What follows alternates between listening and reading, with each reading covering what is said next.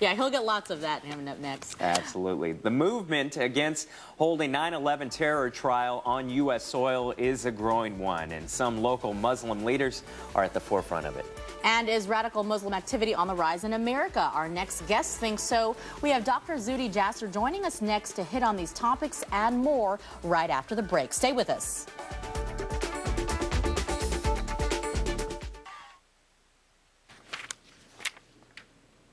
It was a weekend our next guest will never forget. In New York last weekend, hundreds gathered for the 9/11 Never Forget Coalition rally to speak out against the government's decision, to hold trials for terrorists right here on U.S. soil. And one man who was there in person for the rally, Dr. Zuhdi Jasser, a devout Muslim who hopes President Obama and also Attorney General Eric Holder will change their decision on these trials. Thank you for being here. Thanks for having me. Good morning. First off, why? Why do you hope that they change their decision? Well, this is just unprecedented. We decided to get together with the 9/11 Never Forget Coalition, and as a reformist Muslim who's been working against the ideologies that feed this, it's just and I think an abomination to have an enemy combatant, Khalid Sheikh Mohammed, who's been responsible not only, I mean, he's related to Ramzi Youssef from the '93 bombing. I mean, this guy is a thug and a criminal, and it's not necessarily a slam dunk.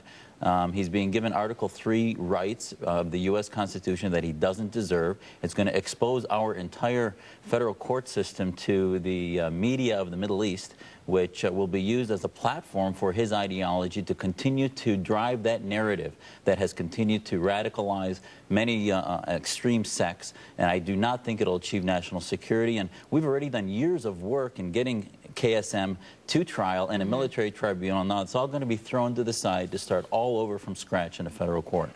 And talking about this also, I guess, is a coup for the radicals who are saying, hey, look at that, we're back on U.S. soil. They're almost going to bring him up to a level of heroism because he's back here. Exactly, and this is the part that I think the Attorney General and the President just don't understand, is they need to watch Middle East media and the way Al Jazeera will cover this, the way they've covered other issues. And they were going to release photos, for example, earlier this year of some of the so-called torture that may have happened, and that was suppressed. And similarly, we hope, and you'll see at the rally last week, it was families of 9/11 victims. It was a bipartisan rally. Daniel Pearl's family sent a letter read by Brian Dennehy at the rally, basically saying this is a travesty, this is not what America's about, we're in a state of war, this man does not deserve the rights of the U.S. Constitution, and that it should be done in a military tribunal. Of course, Pearl was a journalist who was beheaded out there. Now, the opposite argument of this is if we bring it to U.S. soil, and it's held in a court, it actually exposes what goes on in this court system so the American people can see what's happening as opposed to a military tribunal. Set aside all the intelligence issues that you're going to have to figure out. Did he get Mirandized, which he didn't? Did he get, he was indicted actually in the mid-90s for another plot that may actually, by the Constitution, make him none of this stuff admissible. Set all that aside. What the Islamist media will use this for is to say, oh, America has this moral authority, they're just haughty, and they think they're presenting moral authority, but in fact, he was tortured, he was et cetera, and that's not a platform that's going to help national security. Part of this, of course, your concerns are this is only egging on, I don't want to use the words egging on, but just influencing the radical Muslims here in America in cases that you've been following as well, and you say it's a growing problem. It really is. Tom Friedman had an excellent op-ed a couple weeks ago in the New York Times where he talked about America versus the narrative. And people are saying, why is 2009 now the busiest year in arrests, and now we've actually seen a significant increase in homegrown terror threats, where you had this doctor, Nidal Hassan, who killed 13 and injured 30. In Fort Hood. And these are homegrown. This was an American-born Muslim who was thought to be and you had five American Muslims that now were arrested in Pakistan, and these were homegrown.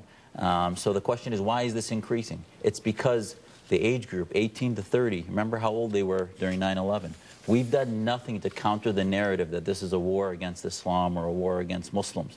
And currently, this is why we've spoken up as a Muslim organization at the American Islamic Forum, because we believe if Muslims don't lead this fight, we're going to continue to feed into that narrative that it is America against Islam or America against Muslims, and not the reality, which is American soldiers in Afghanistan liberating Muslims from oppressors like the Taliban, or American soldiers in Iraq liberating Muslims from their own oppressors. And we're not countering that narrative. And we're not fighting the media battle, the PR battle, the war of ideas that needs to be fought to win this battle. All right, definitely an interesting perspective, and the debate will continue, and hopefully we can get all the sides in before they make a final decision and go forward with this. Thank you very much. Thank you very much, Dr. Zuhdi Jasser, joining us this morning. Coming up next, Brittany has your